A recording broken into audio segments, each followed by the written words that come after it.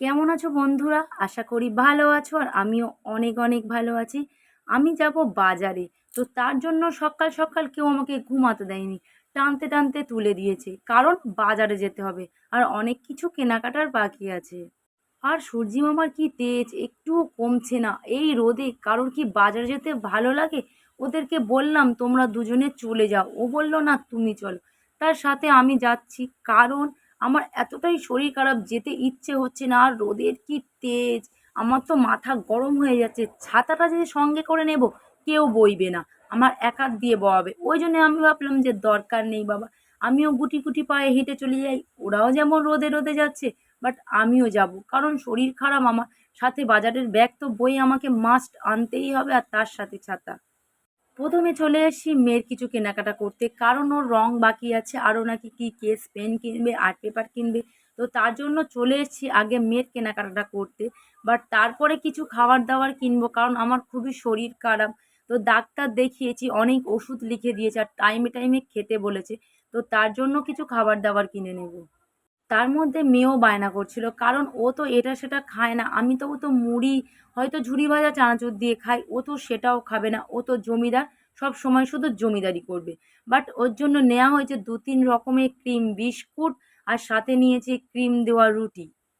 আমাকে জিজ্ঞাসা করছিল আমি আর অন্য কোনো রকম বিস্কুট খাবো কিনা। তো আমি বললাম আমার আপাতত লাগবে না, কারণ মেয়ের তো বিস্কুট অনেক রকমেরই কেনা হলো। বাট আমার মুড়ি চানাচুরটা ঝুরি ভাজাটা কিনে দিলেই হলো।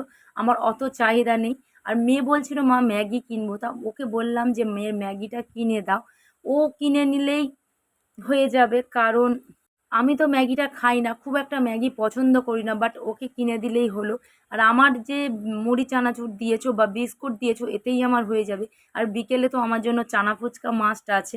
তো তার জন্য বললাম আর কিছু লাগবে না, আর কিছু বাজার হাট করে নাও। কারণ বাড়িতে গিয়ে আবার রান্না-বান্না করতে হবে। আর এ বাবু তো মাছ মাংস ছাড়া ভাতই খাবে না। আমরা তো ডাল, কোনো সবজি তরকারি হলে মাস্ট খেয়ে নিই। ওর তো একদমই না। ও সবসময় মাছ মাংস আর রিচ খাবার খায়। বারণ করলে শোনে না। আর এলাম মাছের দোকানে। কারণ একটু মাছ কিনতে বলেছিলাম। আমি বললাম যে আজকে মাংস কেনার দরকার নেই, একটু মাছ কেনো। বাট নোনা মাছ হোক বা পুকুরের মাছ হোক যেকোনো মাছ কিনলেই হবে। ও তো বলছিল না মাংস খাবো। আমি বললাম সবসময় মাংস খেতে আমার ভালো লাগে না। মাংস তুমি পরদিন খেও। আজ যে কালে আমি তোমার সাথে বাজারে এসেছি, আজকে আমি মাছই খাবো। আজকে আমার ভালো লাগছিল না। আর তার মধ্যে মেয়ে বলছিল বাবা চিংড়ি কেনো, আমার চিংড়ি খেতে ভালো লাগে। তা আমি ওকে বললাম ঠিক আছে একটা পটল কিনে নাও, পটল চিংড়ি হবে আর মাছের ঝোল করে নেবো। আর ভাল লাগছে না গরমে। কারণ আমি এই এত রোদে বাজারে এসেছি।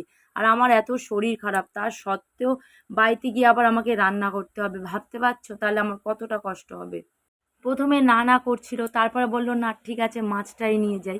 আমি বললাম, "হ্যাঁ, আজকের মাছ নাও, কালকের নয় মাছ খেয়ে মানে মাংস খেয়েও না। তুমি তো আবার রাতে আবার আবার নয় মাংস না নিয়ে এসে বসে।" অনেক বলার পরে বলল, "ঠিক আছে মাছটাই নেয়া হোক।" বলে ফাইনালি মাছটা নেয়া হলো। এটা আমার পছন্দের মাছ। মানে আর ট্যাংরা মাছ আমার খেতে খুবই ভালো লাগে ট্যাংরা মাছ। আর কার, কার খেতে ভালো লাগে অবশ্যই কমেন্টে জানাতে ভুলো না কিন্তু। আর এত রোদে একটুও কোথাও ছাওয়া নেই। শুধু রোদ আর রোদ। ভাল লাগছে না। এত শরীর খারাপ হচ্ছে যেন মনে হচ্ছে মাথা ঘুরে যাবে। তা ওকে বললাম আমার জন্য একটা জল কেনো। ও বলছিল আখের রস দেখতে পাও কি দেখো। কারণ একটু আখের রস সকাল, সকাল খেয়ে নিলে তোমার শরীরটা ভালো হবে। কারণ তুমি সেই ১২টা ১২:৩০ পর্যন্ত সকাল থেকে না খেয়ে থাকবে আর দুপুরবেলা ভাত খেলে কার শরীর ভালো থাকে বলো? আর তোমরাই বলো সকাল থেকে যদি কাজ করতেই থাকি খাবোটা কখন?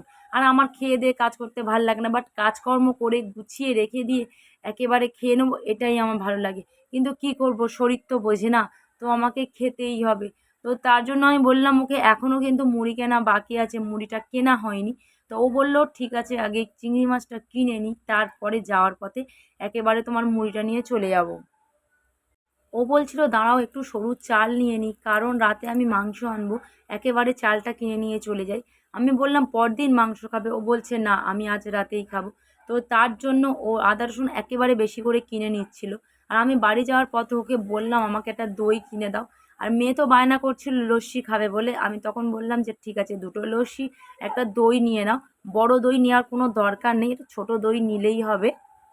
আর ছাতা তো নিয়ে যায়নি, এত কষ্ট হচ্ছে আমার, হাতে তো ব্যাগ ভর্তি, মেয়ের হাতেও রয়েছে সাথে ওর হাতেও রয়েছে, আর আমি যে বড় একটা বাজারের ব্যাগ নিয়ে যাব বাট সেটাই আমি খুঁজে পাইনি, অনেকক্ষণ খোঁজার পরে চলে গিয়েছিলাম। আর মাথা তো রোদ লাগছে, মাথা তো পুরো গরম হয়ে যাচ্ছে। আর যাওয়ার পথে মেয়ের শ্যাম্পু কিনে নিয়ে যাচ্ছিলাম, কারণ আমার শ্যাম্পুটা ওখান থেকে কিনতে ভুলে গিয়েছিলাম। আর মানির বাবা তো বক বক করছিল, বাজার থেকে এত কিছু কেনার পরেও তুমি কি করে ভুলে যাও। আরে শরীরটা খারাপ হলে আমি কি করব, আমার কি ভালো লাগে? আর এদিকে মেয়ে এইসবগুলো কিনে এনে আঁকতে বসে গেছে, ওকে আগে বললাম খেয়ে নে, আমার কোনো কথা শুনলো না, জাস্ট লস্যিটা ও আস্তে আস্তে খেয়েছে। আর আমি বাড়ি এসে বলি আগে লস্যিটা খেয়ে নিই, বাকি কাজ পরে হবে। ওর বাবা বলছিল ঠিক আছে লস্যিটা খেয়েছো খেয়ে নাও, বাট তুমি একটু মুড়ি চিনি দিয়ে হোক বাতাসা দিয়ে হোক ভিজিয়ে খাও, কারণ এরপরে তো তোমাকে আর রান্না করতে হবে, আর তো টাইম পাবে না, আগে খেয়ে নাও তো তারপরে রান্নার সালে যেও।